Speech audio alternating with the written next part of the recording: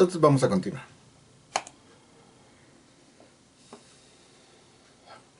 Aún nos falta el método para poder realizar la suma. Entonces vamos a realizar la suma. Eso sería, veamos qué es lo que nos está diciendo la función suma. La función suma dice que simplemente realizo la invocación de ambas cosas y después me falta el método muestra. Vamos a hacerlo entonces. El método suma quedaría de la siguiente manera. Public, es un método de tipo público. Luego void, porque no está regresando nada. En esta versión no está regresando nada. El método que se llama suma y me tengo que preguntar seriamente, ¿cuál es el tipo de dato que va a recibir mi suma? Resulta que mi suma es un tipo de dato, bueno, en este caso lo estoy mostrando con la variable R2. La variable R2 era un dato que yo estaba declarando que también corresponde a un dato de tipo racional. Y eso significa que como yo estoy declarando un nuevo tipo de dato, tan es así que aquí lo estoy usando para declarar variables, entonces yo aquí adentro puedo poner también un racional, y ese racional va a ser el R, así, a secas, llave. Dime, Miguel. Cuando no es necesario que nosotros, bueno, en este caso usted está poniendo variables y métodos del mismo nombre, pero nosotros podemos, ponerle nombres diferentes, ¿verdad? Sí, por supuesto. Hacerlo, ok, bueno, gracias. El método suma entonces queda de la siguiente forma. Tengo el public para el acceso, el void porque no va a regresar nada, el método se llama suma y va a recibir un racional, que ese racional es R, que es el que tengo definido ni más ni menos que aquí. Entonces, una vez que yo tengo definido esta forma de recibir los argumentos, a esta especificación de la función yo lo llamo firma del método. La firma del método dice que va a recibir el racional y que no regresa absolutamente nada. Yo podría hacer una suma diferente. Por ejemplo, hacer una suma donde en vez de enviarle un racional, yo le envíe numerador y denominador separados. Eso es algo perfectamente factible. De hecho, ¿qué les parece? Lo vamos a hacer para terminar bien el tema el día de hoy. Aquí, es más, pues hablando y haciéndolo, ¿no? Public void suma, y de lo que hablo es de recibir el numerador y el denominador de manera separada, así. Esto significa que cuando yo lo invoque de esta manera es porque acá voy a poder realizar, por ejemplo, la suma de R2 cuando lo sume con un medio, de esta manera. Yo lo voy a invocar de manera separada, no lo voy a invocar como un objeto que ya se encuentra encapsulado. Yo a lo mejor por alguna razón leo los valores separados dentro del programa cliente y aquí se los mando de esta manera. Yo tengo dos métodos para hacer la suma y eso significa que estoy sobrecargando el método suma, pero uno recibe dos argumentos de tipo entero y otro recibe un solo argumento de tipo racional. Entonces el compilador no se va a confundir a la hora de que yo intente realizar estas operaciones. En el primer caso en donde yo recibo estos valores juntos, ¿qué es lo que voy a tener? Bueno, ya habíamos establecido que las operaciones a realizar son los siguientes. El numerador queda determinado por esta operación, que de manera genérica, habíamos dicho, se traduce en lo siguiente. Yo voy a tener que el numerador, porque ahorita lo voy a almacenar aquí, en este objeto. El numerador va a ser igual a mi numerador. Bueno, entonces, para no hacernos pelotas, lo vamos a nombrar bajo mi notación. A mi numerador, o mejor, el numerador y el denominador. Ahí está. Entonces voy a decir que se trata de el numerador multiplicado por mi denominador, el del objeto. Y a esto le tengo que sumar el denominador, el que estoy recibiendo desde afuera, multiplicado por mi numerador. Este va a ser el nuevo valor del numerador. Es lo mismito que estamos definiendo aquí, ¿sale? Mientras que el denominador va a ser el resultado de la multiplicación de ambos denominadores. Entonces, acá decimos que el denominador va a ser igual a mi denominador cuando lo multiplique por el denominador que estoy recibiendo desde la línea de argumentos. Y listo, este sería el resultado. Yo elaboro las operaciones y el resultado lo guardo aquí mismo. Sabemos que esto es incorrecto.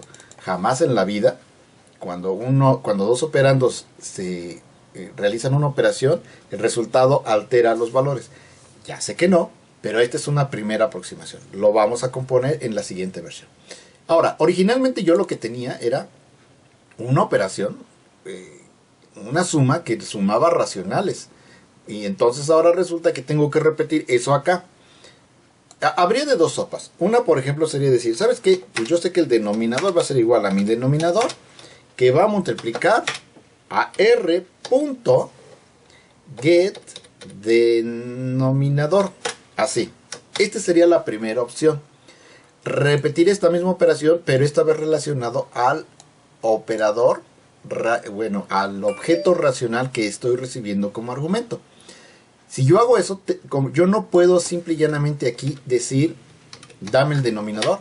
No puedo. Bueno, sí me está dejando porque forma parte de la misma clase. Pero eso no es lo correcto.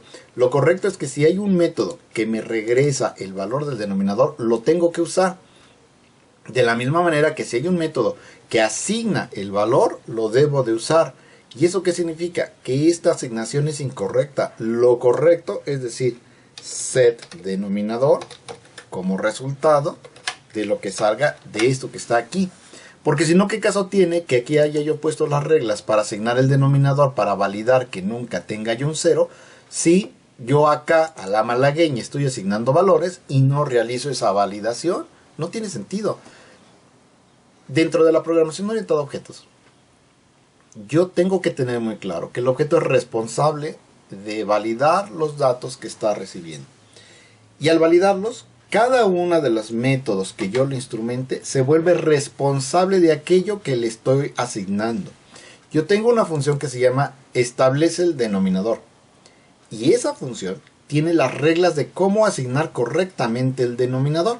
Y aquí lo está diciendo bien clarito. Si no es diferente de 0, no lo asignes. Haz lo que quieras, pero no lo vas a asignar. ¿Sale? Entonces, no es correcto que si yo ya creé un método que tiene las reglas y que tiene esa responsabilidad, yo aquí me lo estoy brincando de manera arbitraria y no estoy respetando las propias reglas que yo mismo establecí. Vamos a establecer una regla que no está escrita, pero que es muy deseable que nosotros sigamos. Un buen estilo de programación dice, si un método es responsable de hacer cierta chamba, ese método es el único que debe realizar esa chamba. Si yo tengo un método que establece el valor del denominador, es el único método que debe de realizarla. De esta forma. No hay más. Número 2. Si yo ya tengo un método, o sea que es un método con métodos adentro. Sí, por supuesto. Número 2. Yo aquí estoy utilizando el denominador. Aquí sí es un tema bien de criterios. Si hay reglas involucradas en la obtención del denominador, lo correcto es que aquí se invoque al método que recupera mi valor. No puedo utilizar la variable alegremente como si tal cosa. Ahora, ¿por qué digo que es un tema de criterio? Porque evidentemente cada invocación a una función que ustedes hagan va a implicar tiempo de procesador. Y esto, cuando estamos hablando de volúmenes de millones, puede generar problemas. Si el getter tiene reglas involucradas, se tiene que usar el getter por mucho que no me guste y por mucho que afecte el rendimiento. En C, por ejemplo, tienen una palabra reservada para esta clase de ocasiones y la palabra es inline.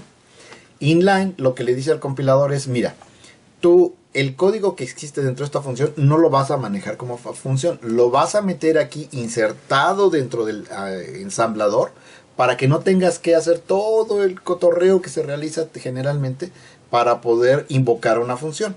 Entonces, aunque el código queda más grande porque se replica esas llamadas al código involucrado en la obtención del valor o en la recuperación del valor o en lo que sea menester, queda lo suficientemente robusto como si estuviera yo realizando la invocación directa del método, sin el costo que implica hacer la invocación. En Java no existe eso, y entonces una invocación es una invocación y no hay manera de decirle al compilador, ¿sabes qué? Esto trátalo de una manera diferente para lograr una mejor eficiencia, ¿sale? Pero aquí viene el otro tema que estoy tratando de decir, que es, yo ya tengo un método que realiza una suma, y esa suma la hago a través de la división del numerador y del denominador. Aquí está la operación que hace eso.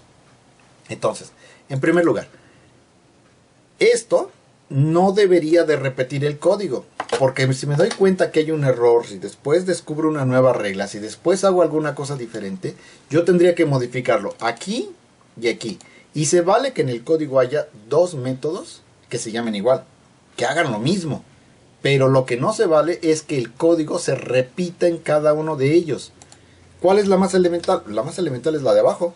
Entonces yo aquí debo realizar la suma, la invocación al método suma, que es el único responsable de realizar esa chamba, pasándole el denominador, el primero enumerador, y luego el denominador del objeto que estoy recibiendo. Ah, pero no se llaman así. Se llaman get numerador y get denominador. De esta manera, yo recibo el objeto, lo divido en sus componentes esenciales, le pido que me entregue su numerador, le pido que me entregue su denominador, y se lo facilito a la función suma, la cual es la única que tiene la misión de realizar la suma de las operaciones. Todo lo demás está incorrecto. Y para que esto ya quede acorde a lo que estoy diciendo, esto debe mandar llamar al establecimiento del denominador de esta manera. Y este también. Set numerador. Para ser 100% canónico, aquí debería de invocarlo a través de un get denominador, get numerador, get denominador. Pero bueno, esto lo vamos a dejar a este nivel. ¿Qué significa? Que cuando yo invoque a esta suma va a invocar a esta función, este va a invocar a sus respectivos getters, y luego se va a invocar a la suma que contiene ambos argumentos. Se va a realizar el establecimiento del numerador realizando la operación que está aquí adentro, luego el establecimiento del denominador realizando la multiplicación que tengo aquí adentro, y cuando termine ya entrega los valores. Lo voy a hacer solo para que a todos nos quede súper clarísimo lo que está pasando ahí. Entonces me vengo para acá, este de momento no lo quiero, y me voy a concentrar en este que está aquí. Pongo un punto de ruptura, le doy F7 para decirle que quiero depurar. Ahí está, no sé por qué me está marcando esto, tengo que revisar la configuración. Ok, y entonces aquí le digo F7, ay, no era F7, era F5, ya está, ya llegué aquí. Podemos ver que R1 tiene, le dejé la variable entera, bueno, esto después se lo borro porque esto no me interesa mostrarlo ahí. Y tengo numerador 1/2, y acá en R2 tengo 3/4, perfecto. Y en ese momento mando llamar a la suma. Le doy F7 para entrar a la operación de suma cuando le mando un racional. F7, y vemos que me manda efectivamente al suma cuando le envío un racional. Esto va a hacer que entre el argumento que yo estoy recibiendo aquí, que es R, mejor lo veo acá, y R contiene 3/4. 3/4. Parado en R que contiene 3/4, voy a llamar a get numerador y get denominador. Entonces le doy F7, seguramente va a ir a get numerador, F7, F7, y ¿dónde estoy?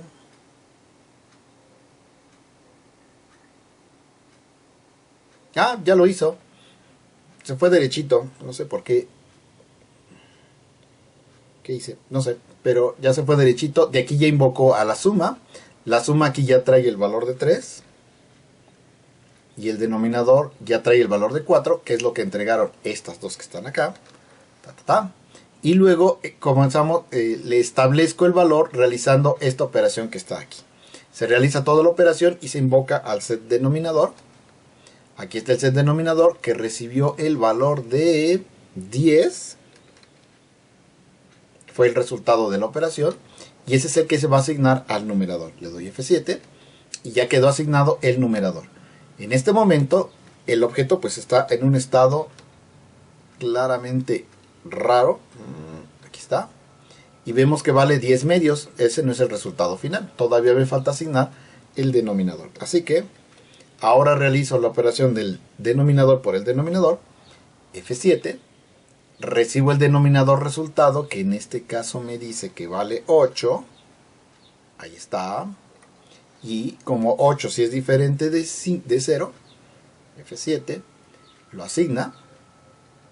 Y ya quedó asignado. El resultado de esta operación, como la tenemos en este momento, sería 10 entre 8. Por supuesto, a esto todavía habría que reducirlo. Eso les queda de tarea. Y ya una vez asignado, me regreso para acá. Me regresa la función que me mandó llamar. En este caso, a esta suma la mandó llamar la suma anterior. Le doy F7, el programa termina y ya tiene asignado dentro de R1 el resultado de las operaciones. Podemos observar que ya tiene como resultado R1 10 octavos. Me dice, o sea que es un... No, eso ya me lo habían preguntado. Sale F5 y el programa felizmente termina. ¿Dudas? Profe, ese método que está usando está tomando los valores del objeto de R1 Sí. y se los está sumando del otro racional, ¿no? Del otro racional, del que le estoy enviando aquí. Ah, ya, ok. Y entonces usted había dicho al principio que va a ser otro, pero que abarque, o sea, que no se enfoque en un objeto, sino que lo descomponga los dos racionales y los sume, ¿no? Exactamente, eso es lo que tengo que hacer ahora como versión 2 de este mismo programa, ¿están de acuerdo? Si yo realmente quiero que esto funcione como debe de funcionar, R1 no debe resultar afectado, sino que el resultado debe quedar en otra variable que sería RR, que es la que habíamos definido originalmente. Es decir, ahora, para hacer el siguiente cambio, voy a hacer lo siguiente. Yo voy a decir, el racional resultado quiero que sea igual a la suma de R1 con R2. El tema está en que yo no quiero, fíjense nada más qué cosa tan divertida, yo no quiero que se afecte R1, ya no me interesa hacer eso. Ok, entonces la pregunta del millón es, ¿cómo le hago para que esto que estoy diciendo funcione adecuadamente? Bueno, en primer lugar, puedo hacerlo aquí mismo en la operación de suma de racionales. De hecho, lo podía haber hecho desde acá arriba, de hecho lo voy a hacer desde allá arriba. Es decir, que yo también puedo haber dicho que el resultado va a ser igual a esto. El racional 2, cuando lo sume de manera separada un medio, debe de entregarme un racional. Y ahí lo voy a almacenar. Para que esto suceda, tengo que modificar, por supuesto, ambos métodos. En primer lugar, esto ya no va a regresar un void. Porque yo aquí estoy diciendo que el resultado lo voy a entregar para poder ser asignado a una variable. Me tengo que preguntar, ¿de qué tipo es esta variable RR? Pues aquí lo está diciendo muy clarito, debe ser una variable de tipo racional. Por lo tanto, aquí la firma cambia y ahora lo voy a hacer que entregue un racional. Tanto aquí como aquí. ¿Sale? Ambas sumas van a entregar un racional. Vamos a empezar por abajo. Si este tiene que entregar un racional, significa que yo aquí no debo afectar mi denominador, sino el denominador de otro objeto que va a ser el objeto resultado. Bueno, pues entonces declaremos ese objeto, racional, y aquí voy a meter un objeto que se llame resultado, ¿vale? Punto y coma. Ahí es donde voy a entregar el resultado. Obviamente yo ya sé que no puedo entregar nada si no pido memoria previamente. Entonces aquí digo, el resultado va a ser igual a la memoria solicitada cuando creo un racional. Así, ¿sale? Ah, todo perfecto. Ya tengo la variable en donde voy a dejar el resultado. Ya tengo memoria para esa variable en donde voy a dejar el resultado. El único tema está en que no estoy afectando esta variable. Pues no lo estás afectando ahorita, pero ¿qué tal si hacemos esto? Control V punto. Control V punto. Fíjense nada más qué cosa tan hermosa. ¿A quién estoy afectando ahora? ¿Al numerador y al denominador de quién? de la nueva, ¿no? Del nuevo resultado. Correcto, del objeto resultado, en donde quiero el resultado, en otro lado, en otra zona de memoria. ¿Estoy afectando el mío? No. Y lo hice tan simple, si me apego a los cánones más estrictos, pues yo debía haber llamado al set numerador, pero como ahora no lo estoy invocando para mí, y sino que estoy explicitando que es del objeto resultado, pues el código que yo tenía que jalaba, simplemente le antecedo el nombre del resultado, y listo, ya no me está afectando a mí, desde donde lo estoy invocando. Está afectando los valores, las variables del objeto que estoy poniendo aquí, que es exactamente el que voy a regresar. Regresa el resultado a quien te lo haya pedido. Y de esta manera, el objeto resultado es el que voy a regresar. Mis valores no quedaron afectados en forma alguna y estoy regresando el resultado en otro lado. Si esto lo estoy regresando aquí para que sea ocupado y aquí me están invocando, yo simplemente tomo el mismo objeto y lo regreso. Listo. El objeto que se crea aquí en este lado de la memoria, ese bloque de memoria se regresa como resultado y de ahí se regresa hacia el programa que lo manda a llamar y de ahí se asigna al programa principal. Esto está muy loco porque significa que esta suma está pidiendo memoria y esa memoria se está transfiriendo. De hecho está peor porque este manda a llamar al método suma, el método suma manda a llamar al otro suma, ese es el que pide memoria, se le regresa y termina siendo asignado acá. Y a mí me habían enseñado que cuando yo declaro una variable dentro de un método, como lo estoy haciendo aquí, en cuanto sale del método la memoria desaparece. Eso es lo que me habían enseñado, que la memoria solamente vivía entre el par de llaves. Sí, pero también les dije que cuando un bloque de memoria es apuntado por una variable, el colector de basura no se la lleva. Entonces, si esta es regresada a este método y luego este método se lo regresa a main y main hace que esta variable apunte a esa zona de memoria, entonces la variable no desaparece. Bueno, yo digo que no desaparece. Vamos a darle play y